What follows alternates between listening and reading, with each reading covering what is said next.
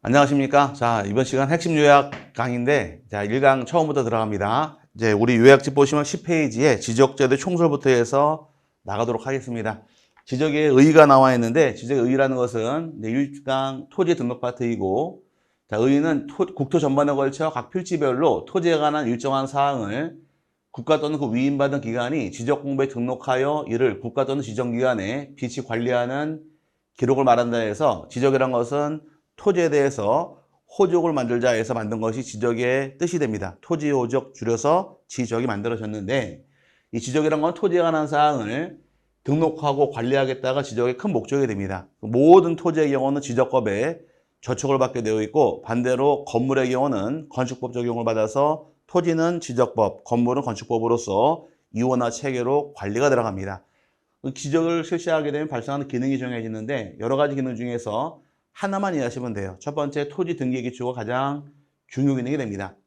이제 토지 등기 기초라는 것은 이제 토지에 관한 장부가 대장이 있고 등기가 있는데 항상 장부의 순서는 선 대장을 작성하게 되어 있고 이를 통해서 후 등기가 만들어지는 것이 순서가 됩니다.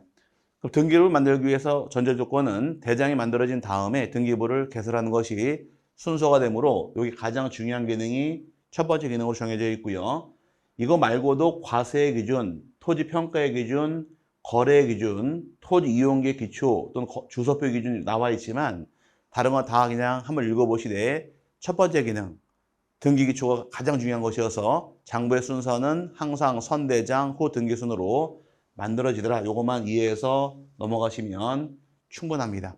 그 다음에 토지의 지적의 3요소란 말이 나옵니다. 지적법이란 것은 뜻이 토지란 부동산을 지적공부란 장부에다가 등록하는 법이 지적법이다 보니까 토지하고 지적공부하고 등록까지 해서 세 가지 요소가 정해지는데 토지는 어디까지 토지로 볼 것이냐 해서 법에 규정하기를 토지란 것은 대한민국 전 국토를 토지로 인정합니다.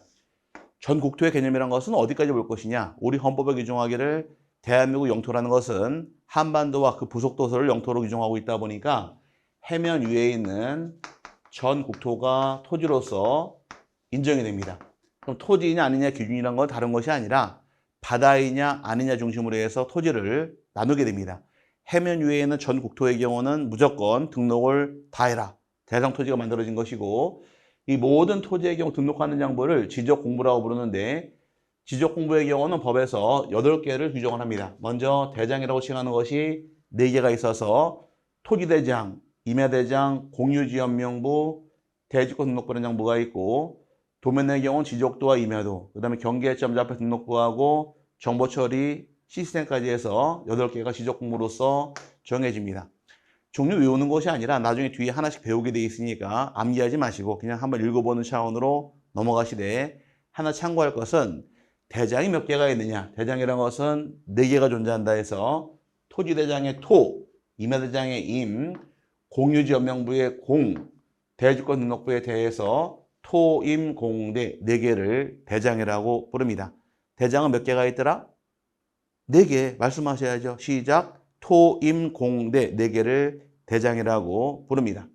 그 다음에 이제 등록이란 것은 토지 물리적 현황과 그 다음에 또 하나가 법적 권리관계란 말이 나와 있는데 이 법적 권리관계는 우리 민법 공부한다거나 등기법 공부할 때 소유권, 지상권, 지역권, 전세권 많이 있지만 지적법은 오로지 소유권에 관한 사항만 담당을 해서 등록하는 것을 권리로 인정합니다. 이 세 가지를 기준으로 해서 하나씩 배우시는데 이번 시간 배우시는 것은 토지의 물리적 현황에서 토지의 소재, 토지의 지번, 토지의 지목, 면적, 경계, 좌표를 오늘 배웁니다. 가장 중요한 부분이 이번 시간이고 이번 주 첫 강의 3시간에 대해서 출제 문제가 적게는 한 5문제까지 담당하고 있으니까 기본이에요. 잘 잡아 놓으셔야지만 뒤에 공부할 때 편해지니까 이번 3시간 첫 주 수업 들은 내용은 완벽하게 이해하고 넘어가시기를 바랍니다. 자, 그 다음에 이제 나오는 거 목적이 나옵니다. 목적은 법률제 1조인데 1조의 내용은 지적법을 왜 시행하는가 대부분 다 법 1조라는 것은 목적을 다 규정을 합니다. 목적이란 것은 우리 11페이지 중간 규정되어 있는데 자, 목적은 측량의 기준 및 절차와 지적공부, 부동산 종합공부의 작성 및 관리 등에 관한 사항을 규정함으로써 크게 두 가지 목적을 추구합니다. 하나는 국토의 효율적인 관리가 있고 또 하나가 국민의 소유권 보호에 기여함을 목적으로 한다 해서 과거 18회 때 한번 출제한 적은 있는데 그 이후로는 내지 않고 있으니까 한번 가볍게 읽어보시고 넘어가시기를 바랍니다. 자, 그 다음에 이제 중요한 것이 토지의 등록 파트가 나옵니다. 등록 파트는 굉장히 중요하고 첫 번째 블루 파트이 여기에요. 이 등록 파트에는 양이 얼마 안 되는 것처럼 보이지만 실제로 여기 8문제 이상이 출제가 됐으니까 이 부분은 첫 번째 포인트로서 공부를 잘 하시기 바랍니다. 첫 번째 블루 파트는 여기입니다.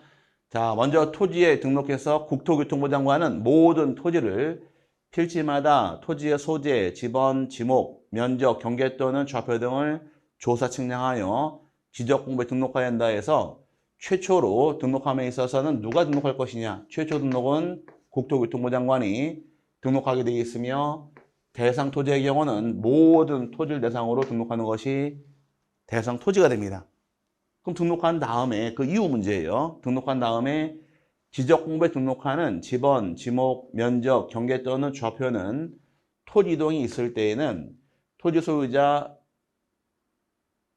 신청을 받아 지적소관청이 결정한다 해서 토지 이동이 발생을 하게 되면 이때는 권한이 지적소관청으로 넘어갑니다.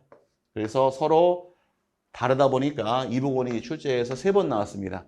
하나 중요한 것은 최초 등록은 누가 하는 것이고 국토교통부 장관이고 그 이후에 토지 이동은 지적소관청으로 권한이 넘어오니까 주의하시되 원칙은 신청이 원칙입니다. 다만 신청이 없을 때에는 지적소관청 입장에서 직권으로 조사 측량을 통해서 결정할 수 있도록 허용을 합니다.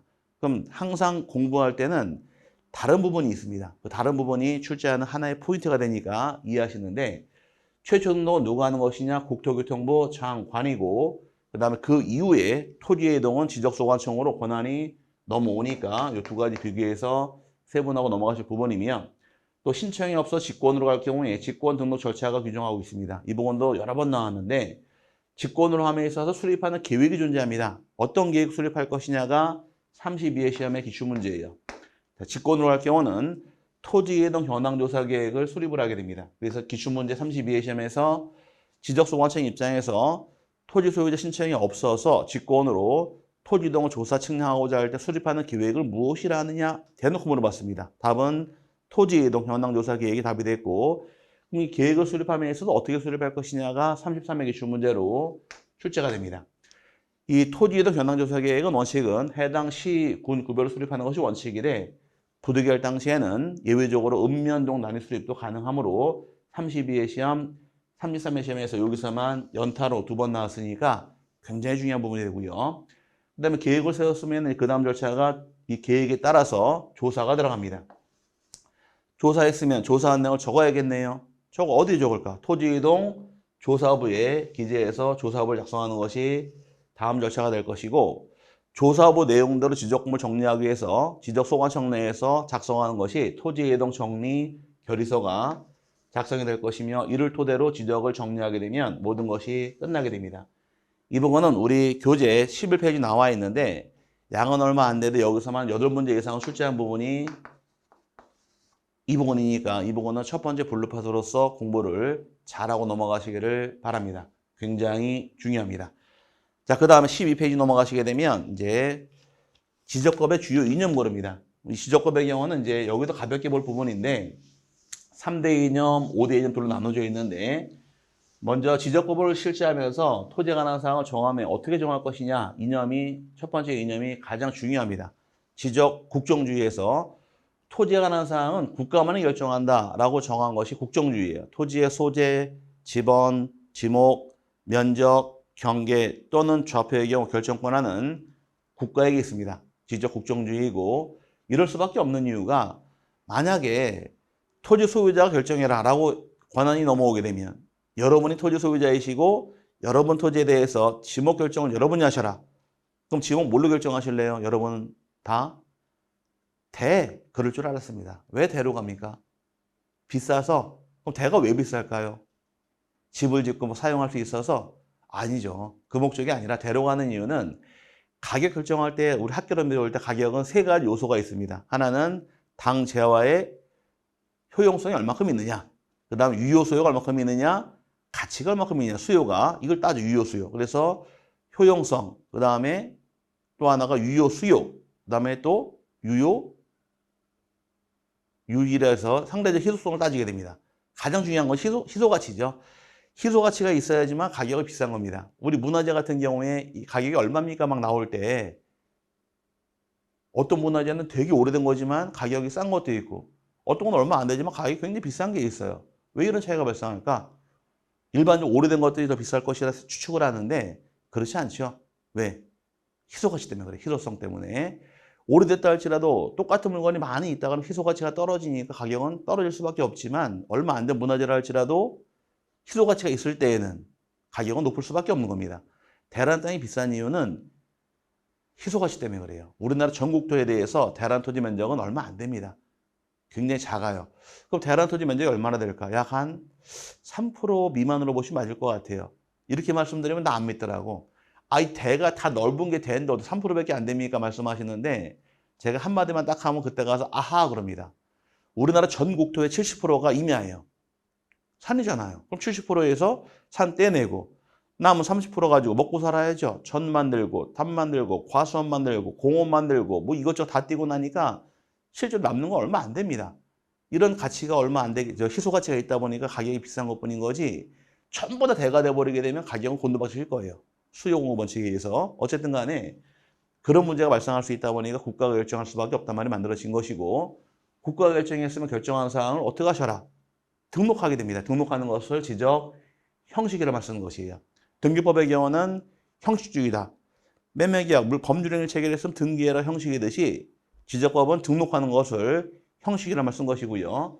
등록한 내용은 어떻게 해야 될까요? 세 번째, 공개하게 되어 있습니다. 일반인들에게 등본교부나 열람을 통해서 공개하는 것이 세 번째 이념이 될 것이고 또 토지에 관한 사항, 소재, 지번, 지목, 면적, 경계, 좌표는 지적소관청에서 직접 조사, 측량하다 보니까 실질로 심사하는 것이 만들어질 것이며 또 우리 앞에서 봤듯이 토지 소유자가 토지 이동을 신청하게 되어 있지만 신청이 없을 때에는 직권 등록할 수 있다. 직권 등록주의가 적용이 되어서 5가지가 주요 이념으로서 정해집니다. 여기서 가볍게 한번 읽어보고 넘어갈 부분이고요. 그 다음에 용어의 정리 파트인데 용어의 정리 파트의 경우는 이제 우리가 앞으로 배울 용어 다 몰려 있습니다.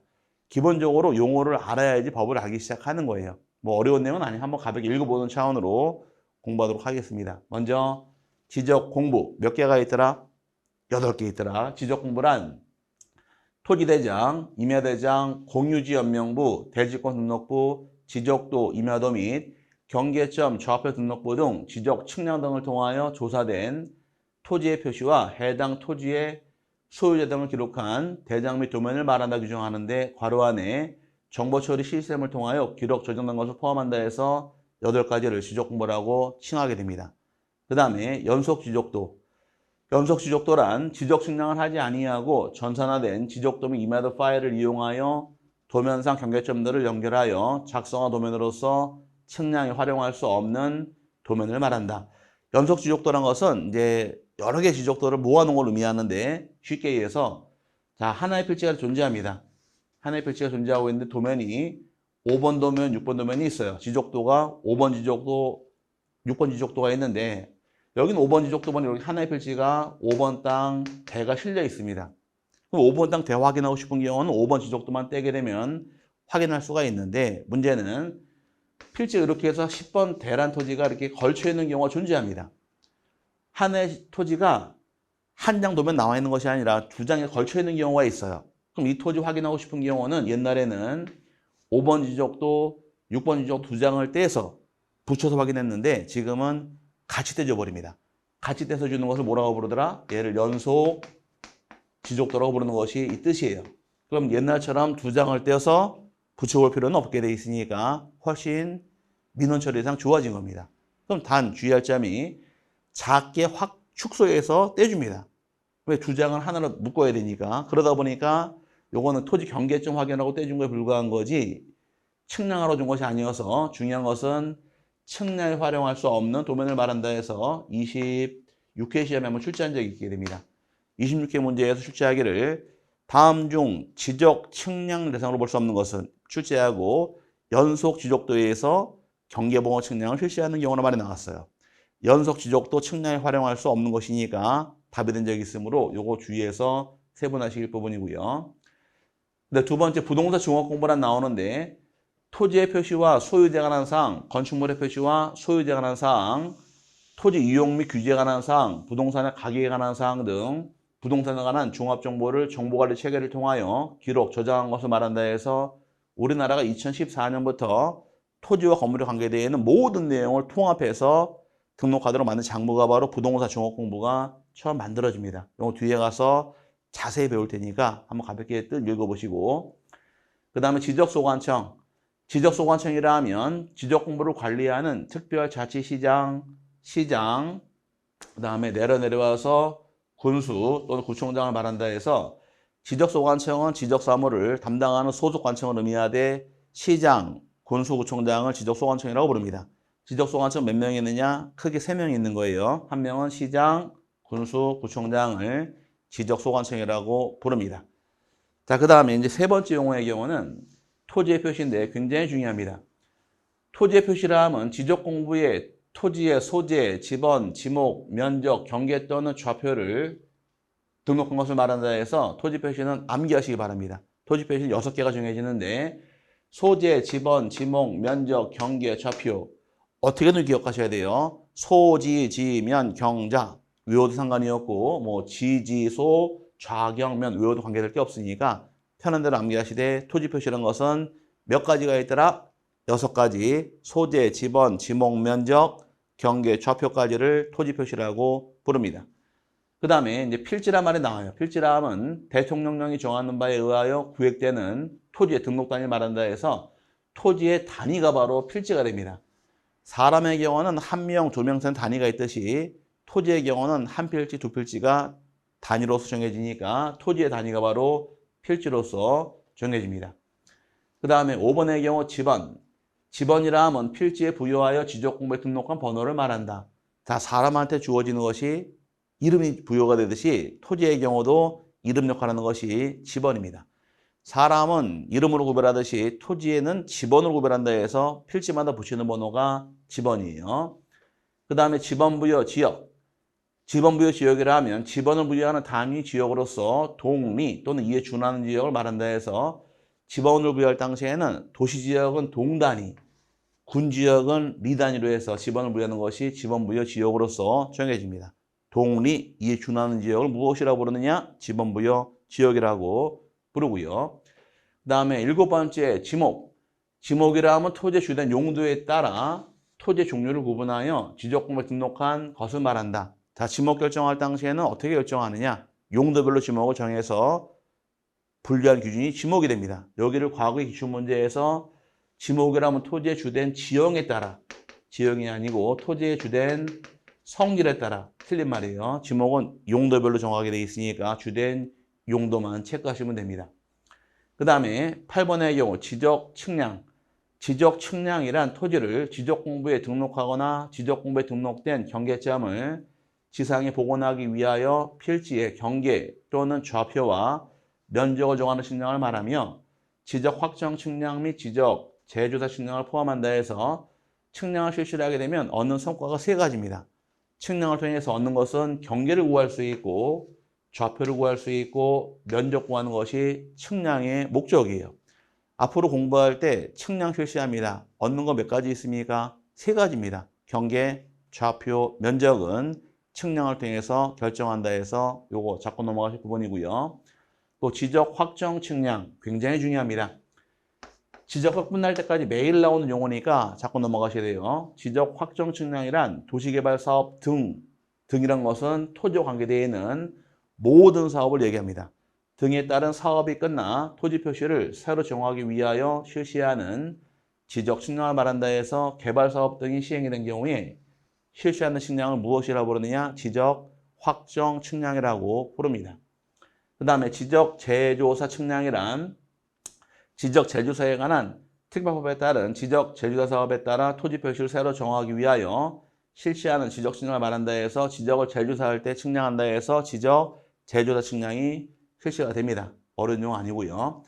그 다음에 9번째 경계점. 경계점이라면 필지를 구획하는 선의 굴곡점으로서 지적도나 임야도의 도의 형태로 등록을 하거나 경계점 좌표 등록부에 좌표 용서로 등록하는 점을 말한다. 규정하는데 경계점의 경우 두 개가 존재합니다. 하나가 선의 굴곡점이 있고 또 하나가 좌표가 존재한다 해서 두 가지를 경계점이라고 부릅니다. 경계점은 몇 가지가 있더라? 두 가지가 있더라. 하나는 선의 굴곡점, 또 하나가 XY 좌표를 얘기합니다. 그럼 굴곡점이라는 것이 뭘 얘기합니까? 이렇게 하나의 필지에 있던 가정하에 10번 땅 대가 있을 경우에 이 토지에 꺾이는 점이 몇 개가 있을까요? 4개가 있겠네요. 이 4개를 요거를 뭐라고 부른다? 요 꺾이는 점을 선의 굴곡점이라는 말 쓴 겁니다. 그 다음에 요거를 XY 좌표를 찍게 되면 4개 찍어 만들어지겠네요. 요것도 XY가 좌표도 경계점이 되어서 이 두 가지를 경계점이라고 부르는 거예요.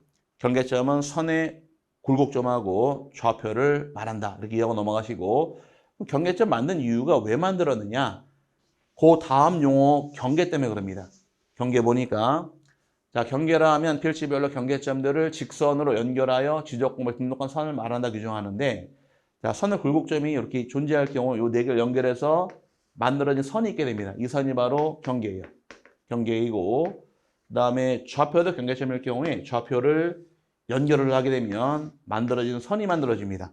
이게 바로 경계가 되는 거예요. 그러면 경계를 만들기 위해서 필요한 것이 경계점이고 경계점의 종류라는 것은 두 가지가 있더라. 선의 굴곡점하고 좌표가 있다 해서 말을 엮어서 보시면 편합니다. 그 다음에 11번째 면적. 면적이라 하면 지적공부에 등록한 필지의 수평, 면상, 넓이를 말한다. 현행 지적은 2차원 지적이니까 언제나 수평, 면상의 넓이를 면적이라고 부릅니다. 그 다음에 토지의 이동. 이동의 이자가 무슨 이자이냐? 여기 다를 이자 씁니다. 토지가 움직이는 것이 아니라 토지의 뭔가가 달라지는 걸 얘기하는 거예요. 토지 이동이라는 뜻은 토지의 표시를 새로 정하거나 변경 또는 말소하는 것을 말한다 해서 중요한 것은 토지의 표시가 중요합니다. 토지의 표시에서 소재, 지번, 지목, 면적, 경계, 좌표 중에서 이 6개 중에서 어떤 거 하나라도 새로 정한다거나 변경한다거나 말소하는 경우를 토지의 이동으로 합니다. 나중에 써먹을 테니까 잘 기억하시고요. 근데 그 사례가 먼저 신규 등록.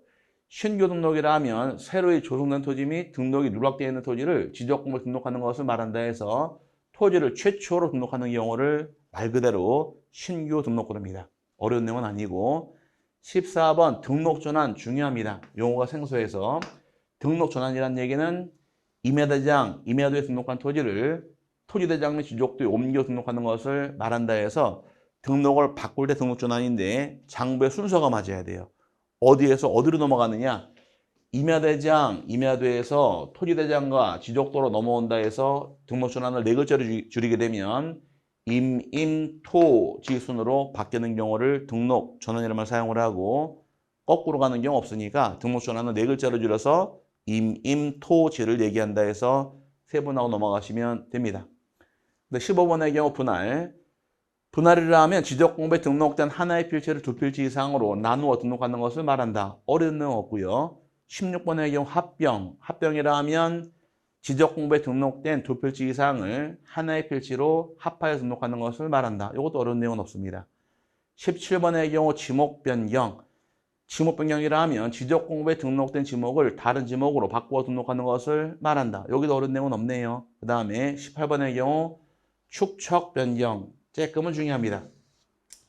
축척 변경이라 하면 지적도에 등록된 경계점에 점을 넓히기 위하여 작은 축척을 큰 축척으로 변경하여 등록하는 것을 말한다. 중요한 것은 축척 변경 대상 도면은 뭐가 대상이냐? 대상은 지적도만 대상으로 축척을 변경하게 되어 있으며 어떤 경우에도 임야도란 말 나와서 안 됩니다.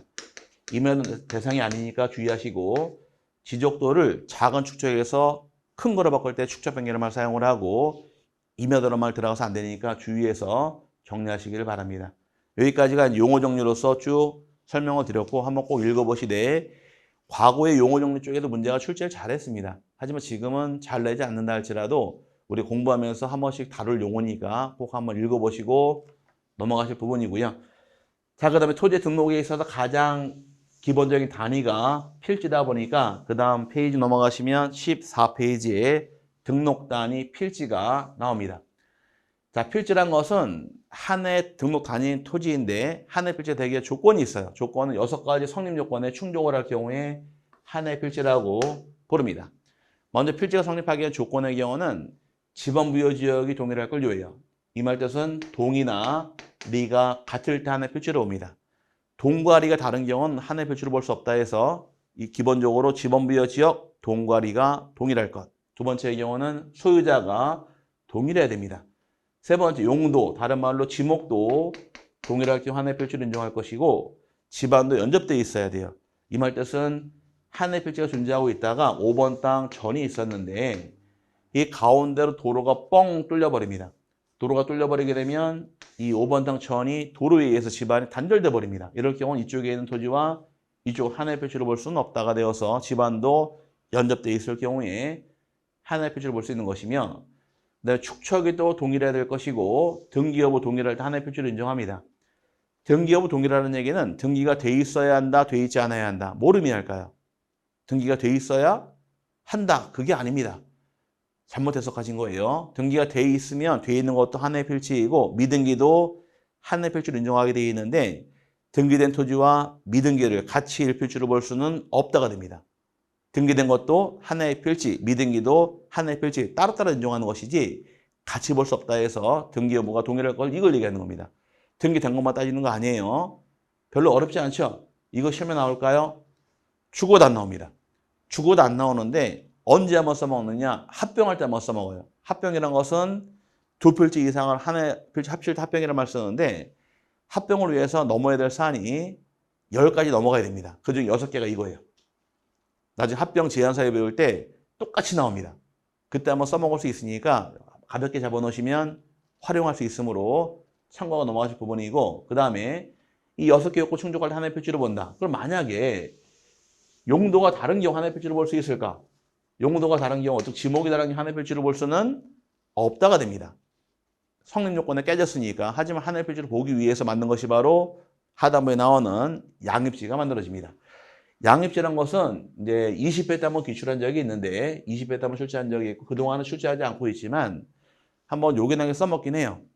공부가 잘 돼 있으면 지목 공부할 때 활용할 수 있으니까 이것도 공부를 하고 넘어가시되 양입지의 경우는 뭘 의미할까? 만약에 이렇게 아파트 단지가 존재한다는 가정하에 단지가 쭉 서 있습니다.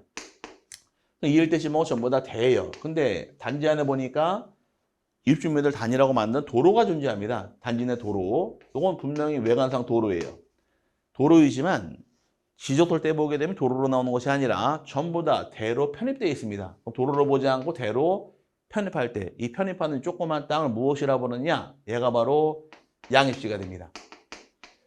양입지란 것은 주된 토지에 편입되는 조그만 종된 토지를 양입지를 말 쓰는데 그럼 지금의 경우 대편입하는 이 조그만 도로가 뭐가 된다? 양입지가 된다. 양입지가 되기 위한 조건이 있고 양입시킬 수 없는 제한사 요소를 세분을 합니다. 조건이란 것은 주된 용도 토지의 편의를 위해서 설치된 도로나 국어 등의 부지가 양입지가 될 수 있더라. 지금 도로가 된 것이고요. 또 주된 용도 토지에 접속되어 있거나 주된 용도 토지에 둘러싸인 토지로서 다른 용도로 사용되고 있는 토지다. 다른 용도란 얘기는 대와 도로, 용도가 다를 때 양입시키겠다가 목적이 되는 겁니다. 여기는 중요한 것이 아니고 이제 여기가 중요한데 제한사유, 양입시킬 수 없는 경우가 3개가 나옵니다. 첫 번째, 종된 용도 토지 지목이 대인 경우 양입할 수 없도록 제한을 합니다. 가로 열고 써놓으세요. 가로 열고 과수원의 과, 목장용지의 목, 묘지의 묘에서 여기 써놓고 넘어가시면 편합니다.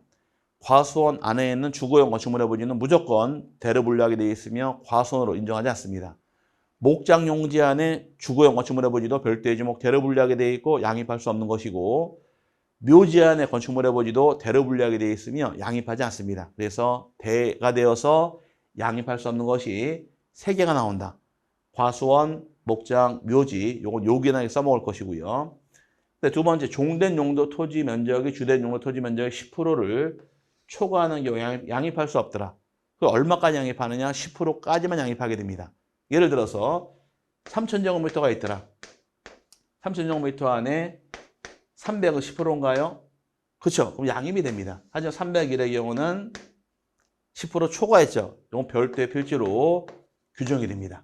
별도로 규정하게 되어 있으니까 10%까지만 양입한다가 제한사유에 해당되는 경우로 이해하시면 되고, 세 번째, 종된 토지 면적이 독립적으로 330제곱미터 초과하는 경우 양입할 수 없다 해서 여기서 330이라는 얘기는 평수 100평이 되겠죠. 100평을 넘어서는 경우도 작은 토지가 아니니까 양입하지 않고 별도로 분류가 들어가겠다가 목적이 되어서 이 세 가지 암기를 하시기 바랍니다. 첫 번째, 대의 경우 양입할 수 없다. 두 번째, 10% 초과할 때 양입할 수 없으며 330 초과할 때 양입할 수 없다 해서 이 세 가지를 넘어섰을 때 양입이 되는 겁니다. 그럼 시험 나올 때 다음 중 양입시 제한사유는 1번 10%, 2번 대 이렇게 나오질 않아요. 사례가 나옵니다. 예를 들어서 이 토지가 존재하더라. 이 토지가 목장용지인데 목장용지가 면적이 4,000제곱미터가 있다 가정합니다. 이 안에 요만큼의 전이 있어요. 전이 340제곱미터를 끼워 양입할 수 있느냐? 이렇게 문제가 나옵니다. 이렇게 주어지게 되면 요 세 가지 집어넣으셔야 돼요. 첫 번째, 종된 토지가 지목이 전이죠. 그럼 대가 아니네요. 요건 통과했고 10% 초과했나요? 10%. 목장용지가 4,000제곱미터이고 전이 340이니까 10% 초과하지 않았으니까 요것도 통과했습니다. 하지만 330제곱미터를 초과했죠. 340이니까. 그래서 이때는 여기에 걸려서 양입할 수 없다 해서 별도의 지목 전으로 빠져나가는 겁니다.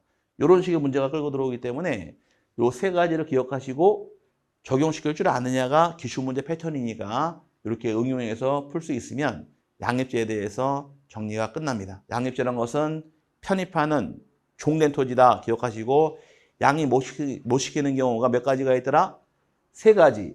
대의 경우 10% 초과할 때 330제곱미터 초과할 때 양입할 수 없다 해서 이 세 가지는 기본적으로 꼭 암기하고 넘어가시기를 바랍니다. 이게 양입제에도 중요한 파트가 이 세 가지 경우로 정리하시면 되고요.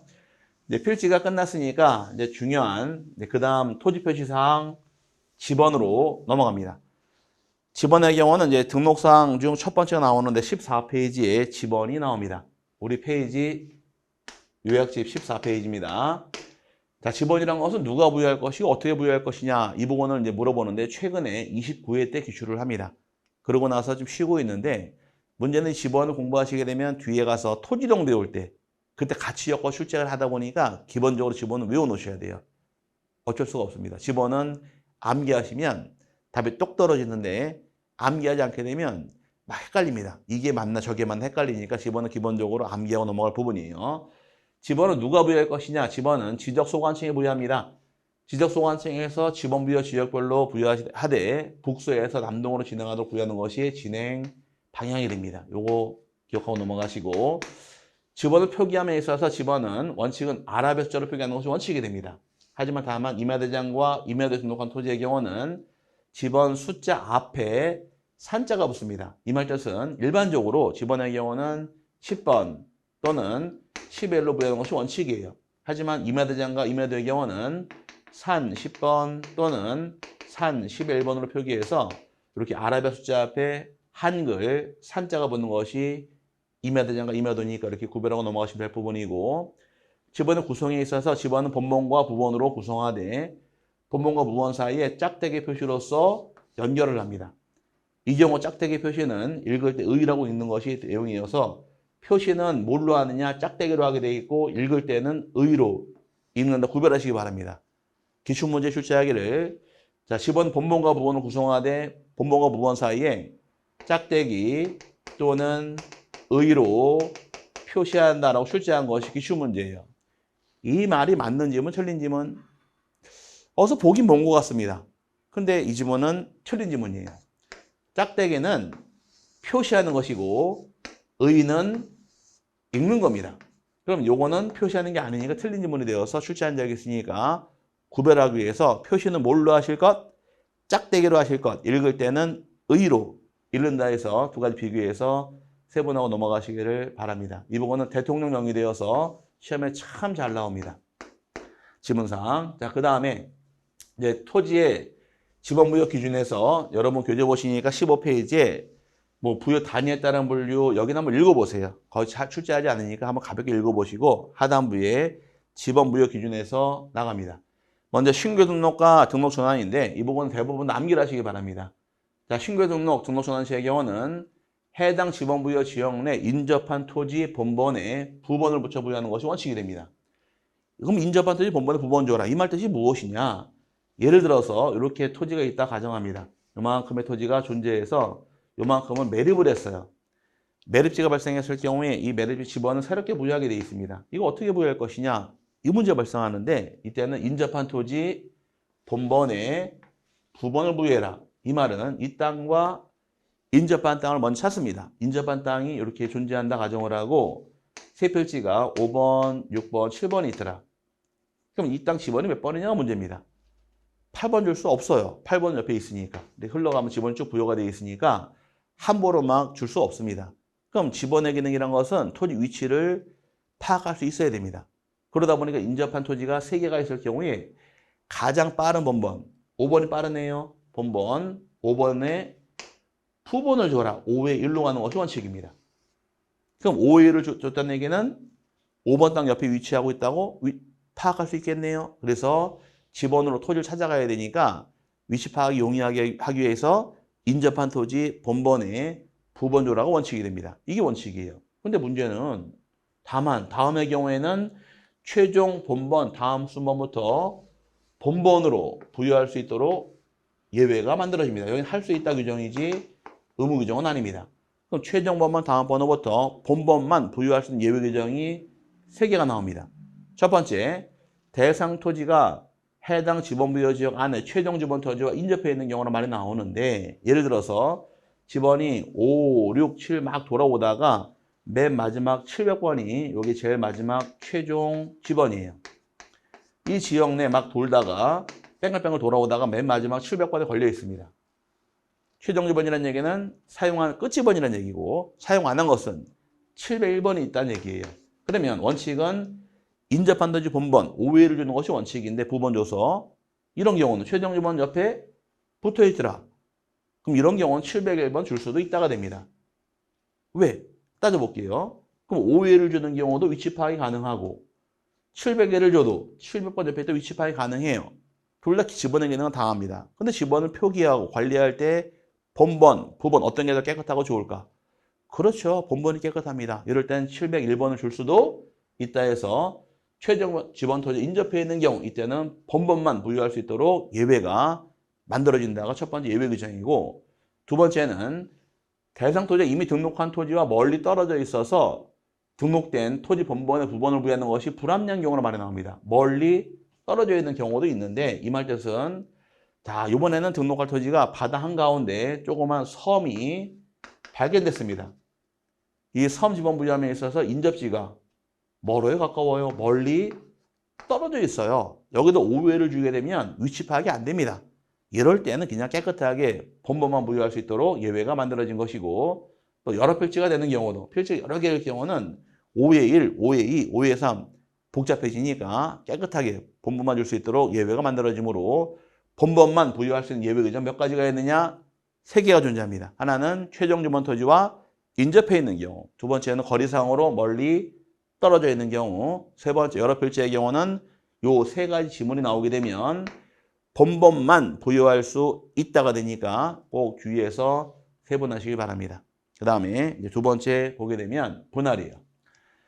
분할의 경우는 이제 원칙이 중요합니다. 분할의 경우는 예외보다 원칙이 중요한데 원칙은 분할 후 필지 중 하나의 필지의 지번은 분할 전 지번으로 하고 나머지 필지의 지번은 본번의 최종 부번 다음 순번으로 부번을 부여하더라. 분할의 경우는 암기할 것이 최종 부번 다음 부번 요거를 기억하셔야 됩니다. 분할 그러면 최종 부번 다음 부번에서 외우는 것이 요령이에요. 그럼 이 말 뜻이 뭡니까? 자, 하나의 필지가 존재합니다. 10번 토지가 존재해요. 이 땅을 둘로 분할을 하게 되면 하나의 필지에는 어떤 걸 주느냐? 분할 전 지번 그대로 줘라. 이렇게 흘러가면서 옛날 지번 그대로 줍니다. 그대로 주고 10번이 부번은 아직 사용하지 않았죠. 이때는 10의 1로 줍니다. 그럼 10을 분할하니까 10과 10의 1로 가는 것이 1차 분할이고 10번을 또 분할했어요. 둘로 또 분할하게 되면 위에서 아래로 내려오게 되어 있습니다. 이때 하나 지번 옛날 지번 그대로 주니까 10번 그대로 줄 것이고 요 안에서 최종 부번이 몇 번이냐가 문제예요. 최종 부번의 경우는 몇 번일까요? 10의 1번? 아닌데. 그냥 1번. 앞에 번호는 본번, 여기 부번이잖아요. 그럼 최종 부번은 1번이니까 그 다음 부번은 2번이 되는 겁니다. 10의 1을 썼으니까 10과 10의 2가 되는 거예요. 또 분할하게 되면 10과 10의 3, 10의 1을 또 분할하게 되면 하나 10의 1을 그대로 주고 10의 4 이렇게 가는 겁니다. 그럼 분할할 때 좋은 점이 있어요. 좋은 점은 아무리 세월이 흐르고 시간이 많이 흘렀다 할지라도 분할이 아무리 많이 일어났다 할지라도 10번은 이 안에 있다가 됩니다. 그럼 10번만 있으면 찾아갈 수 있겠네요. 10번 여기 다 몰려 있으니까 이런 좋은 점이 있습니다. 나쁜 점이 있습니다. 뭐가 나쁜 점이냐? 분할 시점이 다른 경우는 10의 3, 10의 4가 붙어있질 않아요. 떨어져 있습니다. 이렇게 떨어져 있는 경우가 발생하는 것이 부번의 나쁜 점이에요. 나중에 지적도 펼쳐놓고서 토지를 막 파악하시다가 10의 4 옆에 10의 3이 있겠지? 이건 아니에요. 분할 시점이 다를 때는 이 떨어져 있다 보니까 토지 위치 파악이 안 될 우려가 조금씩 발생합니다. 이런 문제가 발생하다 보니까 뭐가 만들어지느냐? 예외가 만들어집니다. 예외 규정은 분할의 필지 중 주거 사무실 등 건축물이 있는 필지에 대해서는 분할 전의 지번을 우선하여 부여하여야 한다 의무 규정인데 이게 왜 나왔느냐? 업무 처리 간서 차원이 되는 겁니다. 이 예외 규정은 자 예를 들어 5번 땅이 존재하고 있습니다. 5번 땅을 존재함에 있어서 여기 주택이 딱 자리 잡고 있어요. 그럼 분할을 하게 되면 여기를 5번과 5의 1로 주는 것이 원칙이에요. 흘러가야 되니까. 그렇죠? 이렇게 줘야 되는데 이렇게 부여하게 되면 무슨 문제가 발생하느냐? 분할하기 전에 5번 땅이 있을 때 이 토지, 대장, 토지, 등기부, 건축물, 대장, 건물, 등기부 전부 다 지번은 5번으로서 관리 다 하고 있습니다. 다 관리하고 있는데 이렇게 분할을 해서 5번을 주고 여기 5의 1을 줘버리니까 기준에 있던 대장, 등기부의 지번을 다 뜯어 고쳐야 됩니다. 5의 1로 다 고쳐야 돼요. 이게 합리적일까? 이게 합리적일까? 그렇지 않다. 어차피 부번이 이어지질 않으니까 이럴 바에는 그냥 여기도 5번 주자. 여기도 5번을 줘버리고 여기다가 5회를 줘버리게 되면 기준에 있던 장부들의 경우는 지번 그대로 가면 됩니다. 이거 손댈 필요가 없어요. 그대로 가면 돼. 요거 하나 새로 만들어주면 되는 겁니다. 그럼 어떤 게 업무 처리라도 편할까요? 다 뜯어 고치는 게 편할까? 이게 편할까? 그렇죠. 후자가 편한 겁니다. 이게 편하니까 이런 경우 분할을 할 때 건축물이 있게 되면 방향 따지지 말고 이 토지에다가 분할되기 전 지번을 의무적으로 우선 부여하여한다가 이 뜻이에요. 그럼 주거와 사무실 나오게 되면 이때는 어떻게 하느냐? 우선 부여하여한다가 예외 규정이다. 그래서 여기는 쉬우니까 여기를 많이 걸어요. 분할할 때는 뭐가 잘 나오느냐? 여기 잘 나옵니다. 분할은 원칙이 잘 나오니까 분할 딱 나오게 되면 스쳐갈 말은 최종, 부번, 다음, 부번 딱 떠올리시고 공부하시면 분할은 쉬워지니까 분할은 예외보다 원칙이 잘 나오는 점 참고하시고 공부하시기 바랍니다. 그 다음 세 번째 이제 지번부여 규정이 합병이에요. 합병한 경우는 합병하는 지번 중에서 선순위 지번이 지번으로서 결정이 되되 선순위의 모델이라는 것은 합병 전 지번 중에서 본번으로 된 지번이 있을 때에는 본번 중 선순위 지번을 합병 후 지번으로 부여하는 것이 원칙이 됩니다. 합병은 무조건 뭐 기억하셔라? 선순위 기억하고 넘어가시면 됩니다. 그 다음에 토지 소유자가 예외 규정인데 합병 전 필지의 주거와 사무실 등 건축물이 있어서 그 건축물이 위치한 지번을 합병 후 지번으로 신청하는 때에는 그 지번을 합병 후 지번으로 부여해야 한다는 의무 규정인데 여기 단서가 있습니다. 주거와 사무실 똑같이 나와 있는데 여기는 그냥 주는 게 아니라 신청했을 때 부여한다가 예외 규정이에요. 그럼 이 말 뜻이 무엇입니까? 한번 따져보자고요. 합병원 원칙이 선순위 지번. 그래서 5번, 6번, 7번 합병합니다. 가장 빠른 지번은. 그렇죠. 5번이 결정이 되겠죠. 선순위 지번이니까. 근데 5, 6, 7 합병하는데 7번 토지 안에 건축물이 딱 자리 잡고 있습니다. 주택이 있어요. 합병 후 지번이 몇 번이 될까요? 7번? 아닙니다. 5번입니다. 주택이 있는데도요. 있어도 5번입니다. 왜 5번일까? 신청 안 했으니까. 신청 안 했으니까 선순위 지번 5번이 원칙이라는 얘기입니다. 근데 토지 소유자가 주택에 있어서 7번을 달라고 신청을 했을 때에는 이때는 7번으로 부여하여야 한다를 바뀌어버리는 겁니다. 그래서 여기 주의할 것이 여기에 붙어 있으니까 조심하셔야 돼요. 주거와 사무실 2번 나옵니다. 분할할 때 한 번, 합병할 때 한 번 2번 나오는데 분할의 경우는 신청하지 않더라도 직권 부여가 들어가는 것이 원칙인 반면에 합병할 때 신청을 통해서 부여가 들어가니까 조심하셔야 돼요. 그래서 합병할 때 원칙 예외 규정 파악해서 세분하고 넘어가시고 자, 그 다음에 이제 마지막 규정이 도시개발사업 등 지적 확정 측량 실시 지역인데, 지적 확정 측량 실시 지역은 지번 어떻게 부여하느냐? 자, 원칙은 종전 지번 중에서 본번만으로 부여한다고 원칙이 됩니다. 이게 원칙이에요. 자, 지적 확정 측량 지역, 개발사업 시행 지역은 필지가 깨끗하게 구획 정리가 들어가니까 지번을 깨끗하게 쓰겠다가 큰 목적이 됩니다. 그럼 예를 들어서 이렇게 토지가 있다 가정을 합니다.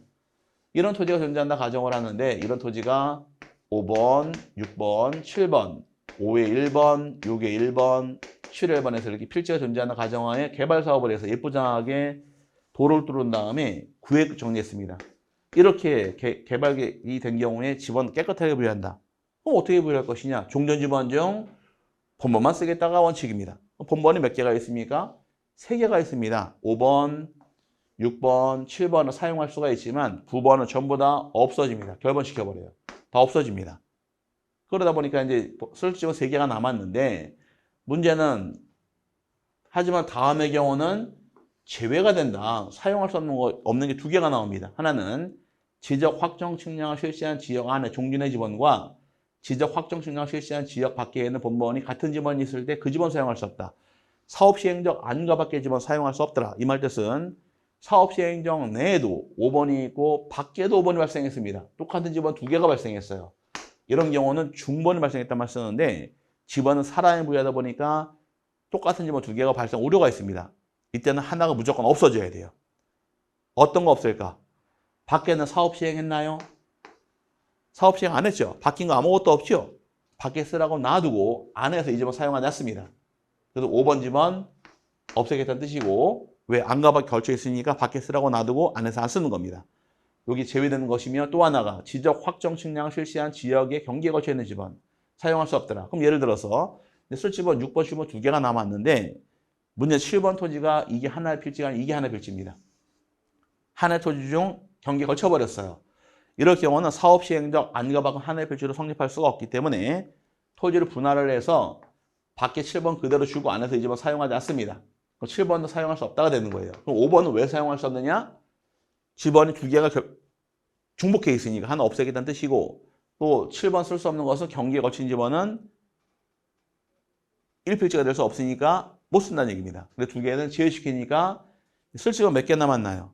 하나 남았습니다. 이제 원칙은 종전 지번 중 본번 사용하되 사용할 수 없는 것이 2개가 있더라.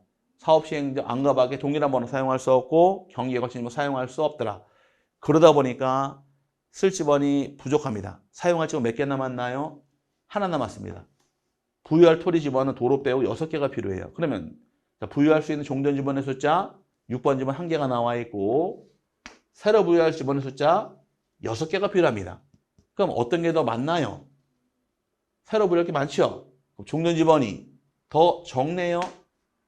그래서 예외 규정 종전 지번의 수가 새로 부여할 지번의 수보다 적을 때 이 말은 지번이 부족하다는 얘기입니다. 부족하게 되면 어떻게 메꿀 것이냐, 이게 예외 규정이에요. 부족할 때는 블록 단위로 한 해 본번을 부여한 후에 부번을 부여할 수도 있더라. 이 말은 아예 여기를 1블록 지정을 하고 지번이 부족하게 됐으니까 여기 2블록 지정을 해서 여기 1블록에 1, 1블록에 2, 1블록에 3, 2블록에 1, 2블록에 2, 2블록에 3 이렇게 부여해도 지번은 깨끗하다는 얘기입니다. 이렇게 부여할 수도 있는 것이고, 또 하나는 해당 지번 부여 지역의 최종 본번, 다음 순번번, 또 본번으로 하여 지번을 또 부여할 수 있더라. 그럼 본번 부여한다는 얘기는 여기 6번을 줘버리고 아까 최종 지번이 700이라고 가정했을 경우에 701, 700 이렇게 가도 지번은 깨끗하다는 얘기입니다. 이렇게 부여해도 관계될 것은 없다가 되어서 이렇게 흘러가겠다가 예외 규정인데, 이 부분은 테마가 좀 있어요. 처음부터 끝날 때까지 지번은 깨끗하게 쓰겠다가 궁극적인 목적이니까 이 부분은 시험에 참 잘 나옵니다. 여기는 꼭 기억하시고 원칙 예외 규정 잘 잡고 넘어가시고 세분화하실 부분이에요.